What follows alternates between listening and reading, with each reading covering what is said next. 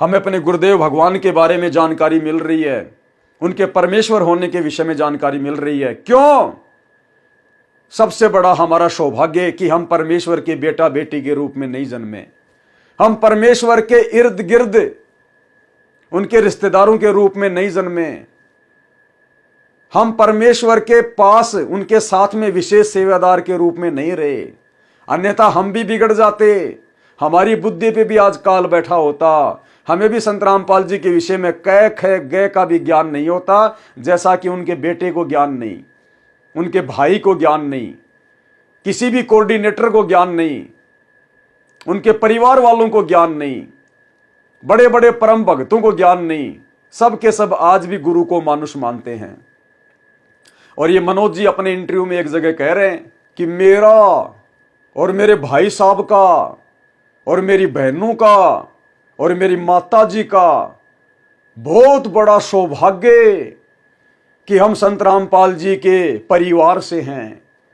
यानी संत रामपाल जी के परिवार में पैदा होने को लेकर मनोज कह रहा है कि हमारा बहुत बड़ा सौभाग्य है कि हम संत रामपाल जी के परिवार में पैदा हुए हैं।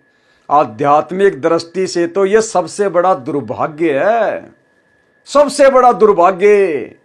दीपक के नीचे हमेशा अंधेरा रहता है। पंडित और मसालची दोनों सूझे नाई, औरों को कर चांदना रह आप अंधेरे माई। और परमेश्वर कहते हैं करनी तज कथनी कथ है अज्ञानी दिन रात, कुकर जू भोकत फिर सुनी सुनाई बात। तो ये इन आत्माओं का भाई और बहनों सबसे बड़ा दुर्भाग्य। देखो सौभाग्य भी होता है, सौभाग्य तो इसलिए कहा जाता है कि परमात्मा उन आत्माओं को एक मौका देता है। क्यों? क्योंकि वो काल प्रेरित आत्माएं होती हैं। जो आत्माएं सतगुरुदेव के आसपास जो पैदा होती हैं, उनके बेटा बेटी के रूप में, उनके रिश्तेदारों के रूप में, भाई बंधुओं के रूप में, वे आत्माएं विशेष काल प्रेरित आत्माएं होती हैं, काल के द्वारा भेजी गई होती हैं उनके मार्ग में गंदगी फैलाने के लिए। लेकिन परमेश्वर उन आत्माओं को भी एक मौका देता है। हो सकता है उनका सौभाग्य जाग जाए, वो सतगुरु के वचनों की चोट खाकर संभल जाएं। जिस प्रकार 650 साल पहले संगत यही सोचा करती थी कि कमाल का तो सौभाग्य है भाई, अरे कमाल का तो परम सौभाग्य है भाई, अरे गुरुजी के परिवार में उनका बेटा बन के भक्ति कर रहा है, जैसी सेवा कमाल करता है ऐसे तो कोई नहीं करता। अहंकारी हो गया, घमंड हो गया, मान बढ़ाई छा गई, अपना बहुत बड़ा सौभाग्य समझने लग गया, जबकि वो तो सबसे बड़ी दुर्भाग्यशाली आत्मा थी। आगे चल के गुरुदेव ने क्या बताया कि वो कमाल कौन था। वो काल के द्वारा अपना मृत्यु अंधा नाम का एजेंट भेजा गया था, लेकिन परमात्मा ने फिर भी उसको मौका दिया, क्योंकि चाहे एजेंट हो चाहे कोई दलाल हो काल का, है तो इस कबीर भगवान की आत्मा। तो परमेश्वर ने उसको मुर्दे से जिंदा किया, अपने पास में रखा अपने बेटे की तरह, कि हो सकता है मेरे साथ में रहेगा, सत्संग सुनेगा तो काल प्रेरणा हट जाएगी और जीव आत्मा संभल जाएगी। लेकिन काल को जीव कहीं नहीं माने, कोट सुने जो ज्ञाना, और जैसे लाख अग्नि में पिंगले बिछुड़ते काट समाना। उस कमाल पे सतगुरु के वचनों का कोई असर नहीं हुआ, अंत में गुरुद्रोही घोषित हुआ। परमात्मा की अनेकों आत्माओं को परमात्मा से तोड़ा। तो भाई और बहनों, ठीक इसी प्रकार वर्तमान में गुरुदेव भगवान के बेटा बेटी ये सब काल प्रेरित आत्माएं हैं। और जितना गंदा सतगुरु रामपाल जी के भक्ति मार्ग को बरवाला कांड से पहले और बरवाला कांड के बाद जो पहाड़ जैसी बड़ी बड़ी गलतियां कर दी हैं, आप जी स्वतः समझ गए होंगे कि ये सतगुरु प्रेमी आत्मा है या काल प्रेरित आत्माएं हैं। लेकिन परमात्मा उन काल प्रेरित आत्माओं को भी मौका देता है, लेकिन वो आत्मा मौके का फायदा नहीं उठा पाती, जैसे कमाल ने नहीं उठाया, और अंत में वो काल के दूत ही साबित होते हैं। तो भाई और बहनों, ठीक इसी प्रकार ये मनोज जी का इंटरव्यू 1 मिनट का संगत को इंप्रेस करने के लिए कि सौभाग्य मेरी माता जी का, सौभाग्य मेरे भाई साहब का, यानी मेरे बड़े भाई का, मेरी बहनों का, कि हम संत रामपाल जी के परिवार में पैदा हुए हैं। और इस वीडियो में उनकी भंडारे में सेवा करते हुए फोटो दिखाई जा रही हैं, संगत को इंप्रेस किया जा रहा है। जबकि भाई और बहनों, अगर इनमें जरा भी अगर इनमें बुद्धि हो तो इस व्यक्ति को ये शब्द नहीं बोलने चाहिए थे। कि हमारा बहुत बड़ा सौभाग्य है कि हम संत रामपाल जी के परिवार से हैं। इसका मतलब बाकी संगत तो फिर पारी नहीं होगी, क्योंकि सौभाग्य तो तुम्हारा ही है। अरे सौभाग्य तो तुम्हारा ही है, बाकी तो औरों का सौभाग्य नहीं है। ये लाखों की करोड़ों की संगत जो जुड़ी हुई है, जो संत रामपाल जी के शरण में आ गई, क्या उनका सौभाग्य नहीं है? तुम्हारे मुख से ये बातें अच्छी नहीं लगती भाई। भले आप लोग काल प्रेरित हैं, लेकिन संत रामपाल जी के परिवार से हैं। इस प्रकार की बातें यदि संगत में कोई अन्य सुनेगा तो क्या विचार करेगा? अरे हमारे गुरुदेव तो समदृष्टि हैं। सतगुरु के लक्षण 4 बखाना। प्रथम वेद शास्त्र को ज्ञाना, दूजे हरि भक्ति मन कर्म वचन बानी, तीजे वेद विधि सब कर्मा, और चौथे समदृष्टि जाना। ये 4 गुरु गुण जाना। ये 4 जो है ये लक्षण बताए सतगुरु के। चौथा लक्षण है वो समदृष्टि होगा। तो भाई आप कैसे अपने आप को विशेष सौभाग्यशाली कह रहे हो? गुरुदेव तो सबको समान दृष्टि से देखते हैं। उनके लिए तो ना कोई दुर्भाग्यशाली है ना कोई सौभाग्यशाली है। जो मर्यादा में रह के भक्ति करता है वो सबसे बड़ा सौभाग्यशाली है, और मर्यादा तुम लोगों के आसपास भी नहीं है। तुम तो सबसे बड़े दुर्भाग्यशाली हो संत रामपाल जी के लिए। तुम खुद तो डूबे सो डूबे, और 2014 बरवाला कांड के बाद पहाड़ जैसी गलतियां करवा के संगत को भी ले डूबे।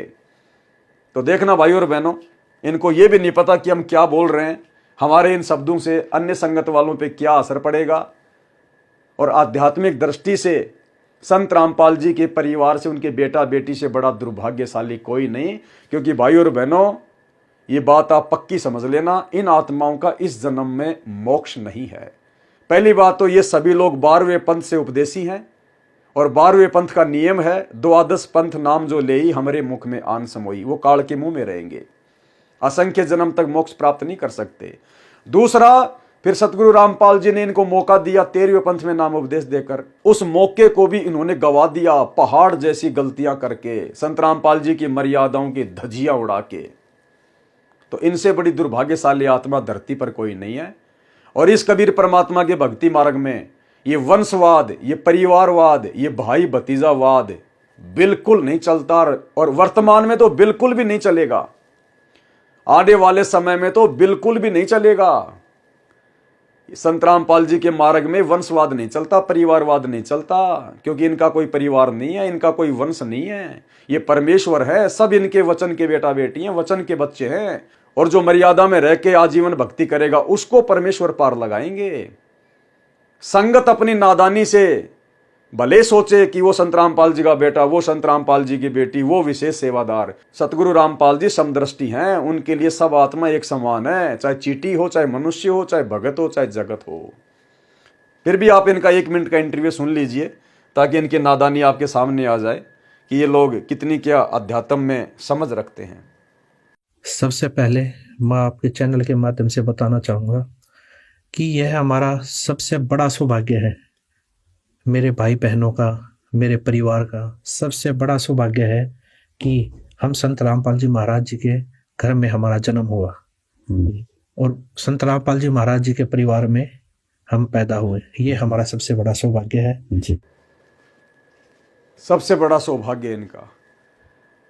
और 2014 में जैसे बरवाला कांड हुआ, 8 साल तक भगोड़ा बन के घूम रहा था, दर दर की ठोकरें खाता हुआ घूम रहा था, पुलिस से छुपता हुआ। ये सौभाग्य है? अरे 70 साल की उम्र में तुम्हारा बाप अवर्णनीय संघर्ष कर रहा है। नालायको, तुम कोई चोर थे क्या? तुम कोई डाकू थे क्या? बरवाला कांड में तुमने गलतियां की है क्या, जो पुलिस के डर से भगोड़ा बन के भाग गया अपने बाप को छोड़ के? अरे अगर तुम सच्चे थे, तुमने कोई गलती नहीं करी थी और वास्तव में अपने बाप को और उनके ज्ञान को समझ चुके थे, तो आपने तो उनके संघर्ष में कंधे से कंधा मिलाकर साथ देना चाहिए था। क्यों भगे आप आश्रम छोड़कर? क्यों भगोड़े बने? 8 साल तक खड़े रहते कि हम कोई चोर है क्या, हम कोई डकैत है क्या, हम भगत हैं, हम भी अपने बाप के साथ खड़े हैं, अपने गुरु के साथ खड़े हैं। और जाता जेल में क्यों 8 साल से भगोड़ा बन के घुमा? बड़े वाला, इसका बड़ा भाई साहब वीरेंद्र, औरतों के कपड़े पहन के आश्रम से बाहर निकलने का प्रयास कर रहा था, पुलिस ने धर दबोचा। फिर कह रहे हमारा सौभाग्य हम संत रामपाल जी के परिवार में जन्मे हैं। सबसे बड़ा दुर्भाग्य भाई और बहनों, सबसे बड़ा दुर्भाग्य। तो भाई और बहनों, परमात्मा हर प्रकार से हमारी हर भ्रमणाओं का निवारण करके रख देंगे सात संगति के माध्यम से। ये परमात्मा की हमारे ऊपर विशेष वीआईपी रजा है, क्योंकि जब तक संगत की आस्था संत रामपाल जी के परिवार से नहीं हटेगी, उनके भाई बंधुओं से नहीं हटेगी, तब तक भाई और बहनों हम लाख जन्म भी पार नहीं हो सकते। क्योंकि इस भक्ति मार्ग में ये वंशवाद, ये परिवारवाद, ये भाई भतीजावाद, ये सबसे बड़ा रोड़ा, सबसे बड़ी बाधा है। और जब तक आप इनको संत रामपाल जी के बेटा बेटी समझते रहोगे, तब तक आप अपने गुरु को मानुष ही मानते रहोगे और कभी भी मोक्ष के अधिकारी नहीं बनोगे।